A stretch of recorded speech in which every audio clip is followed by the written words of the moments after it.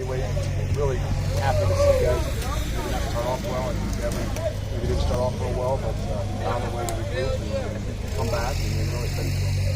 Like that crew, I'm sorry, look like that crew was spending some time kind of talking to guys about this would be a penalty, that's not a penalty. Is that the kind of thing you like to see when they come out? Yeah, I kind of warned them, and I really wanted to see. I was trying to be like the opposing coach, and things that I would have seen on film to say, hey, really watch this, these things defensively, these things offensively, just to really see what they would notice. And I know that's what happens when you get to games, and sometimes out here in the A-12, you don't have as many officials, and that's how those things go, and really wanted to be sure we knew what we were doing.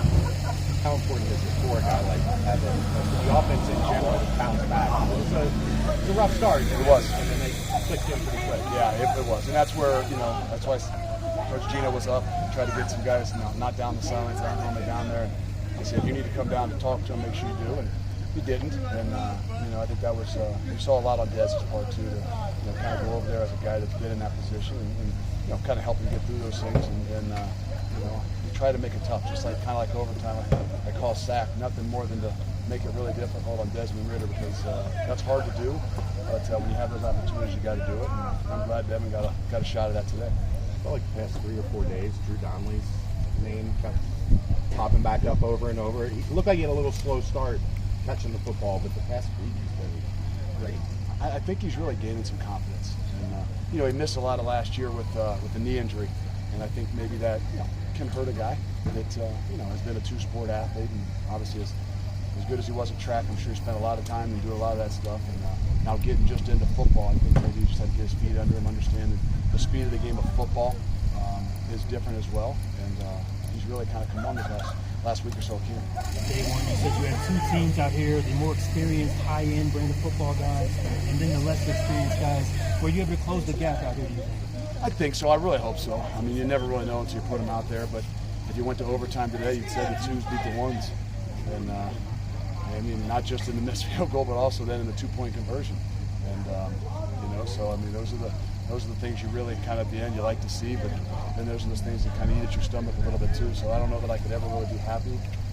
Because there's always going to be something that you're staring at. So, but I think we got closer with that second crew, and time will tell. Couple touchdowns. Is this the camp the most dominant MyJ has ever looked? Yeah, I really do think so. I think that he had to go through a few things, which I think was good, and that just means an understanding that we might not have him out there all the time. And that's even harder on him. It doesn't make sense. Some guys are a guy that's more where he is, and maybe he doesn't do as much in camp, but it doesn't do him well when he's not. So we challenged him a little bit in that way. And, those are the only ups and downs we had, and then when he was out there, sometimes it's a little more difficult to get some things done. So it was for both sides of the time. You put him back out there after a while off today, and he gets a strip sack on the first snap. Yeah, you're not supposed to touch the quarterback there. Right? So he got the ball. Yeah, I know, but don't touch money. That's a little too close to that guy. So, but it is what it is, and we're out of it healthy. And those are some of those little aggressive things. Anybody else should probably have been really worried, but.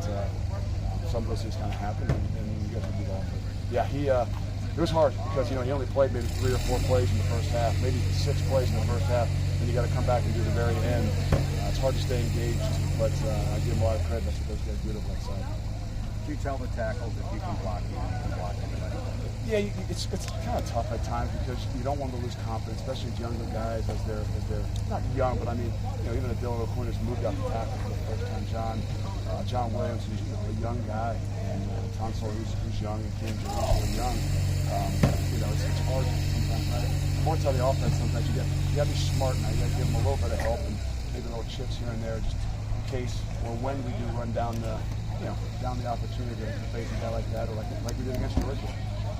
You just got to have some answers in case the guy gets out. How do you feel about the O-line after 6 practices? I feel good. I just, I wish Jake Renfro would have had a little more reps, and I think that's a tough position. Being McConnell had to be asked to move into center today. We had a few bad snaps, and it makes it difficult for guys that haven't seen a whole lot, especially when you're playing a defense with 0 nose and he's just attacking every single time. So Gavin really got a great opportunity to do that stuff too. But I think that put us a little bit tougher tougher situation of making sure we can find and roll those guys to find out who are the best. I wouldn't say 5 this year. I'd say the best 8. So we've got a lot of combinations. Now we're just going to have to this next week hone in on, okay, what are the 5? I said going to camp we want to find who the 8 were, so I thought we had more than 5. But now we got to kind of zero in on what's the best possible. No, I mean, I think he was back a little bit. He was back last night and been here and there, but just trying to be a little bit smart and safe and getting back in situations that we can. We had a bunch of those guys. Arquan wasn't out there today, and Kobe still wasn't out there today, but this next week I think they'll be pretty much turned loose. What's the conversation you're going to have with you guys? Going back to Clifton, class is starting, students are going to be there, just to make sure you don't lose any momentum as you're getting this thing going. We'll be preaching till it turn blue in the face. There's text messages about at 6 o'clock, at 8 o'clock, and at 10 o'clock, just to remind them of all the things that they've worked for and all the things we have on the line, and you're a part of something bigger than yourself. And, I'm not saying you got to be a recluse. You understand that. But when you stay together, we're always going to take care of one another. And more than anything, you got to stay together. After nearly 3 weeks out here, do you always feel like the team got closer, bonded together, that kind of thing? There's no doubt. I mean, you can't help it but do that. Especially when you compete like they do and you fight like they do against each other sometimes. There's a lot of things that just organically happen out here, especially when you don't have anything else. And, I think it goes beyond the point. I kind of told them after, don't forget all those things. The seniors talked a little bit last night, all those things that they say, and words of advice. And those are the things that mean as much as anything. Good. Thank you.